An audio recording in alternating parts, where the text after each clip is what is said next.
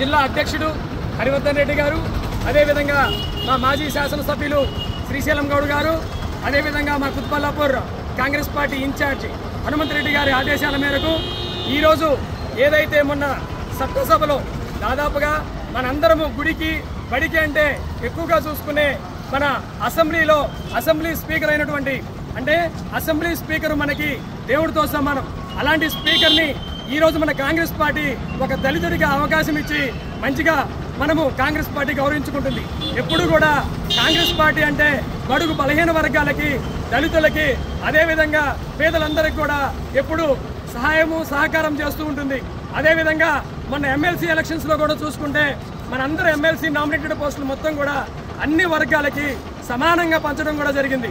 ఇలాంటి ముఖ్యమంత్రిని, అదేవిధంగా ఇలాంటి కాంగ్రెస్ పార్టీ ప్రాతినిధ్యం వహిస్తున్న మన స్పీకర్ గారికి ఈరోజు జగదీశ్వర్ రెడ్డి గారు ఇష్టం వచ్చినట్లు మాట్లాడడం, అదేవిధంగా జగదీశ్వర్ రెడ్డి గారు ఏమని చెప్తూ ఉన్నారంటే మీ ఇష్టం వచ్చినట్టు సభను నడుపుకుంటారని చెప్పి. మా ఇష్టం వచ్చినట్టు కాదు సభను నడిపేది. స్పీకర్ గారు పార్టీలకు అతీతంగా స్పీకర్ గారు అన్ని పార్టీలని సమన్వయం చేసుకుంటూ ప్రతి ఒక్కరిని నడుపుకుంటూ వెళ్తూ ఉన్నారు.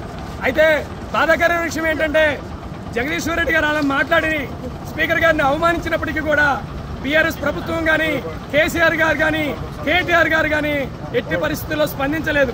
అదేవిధంగా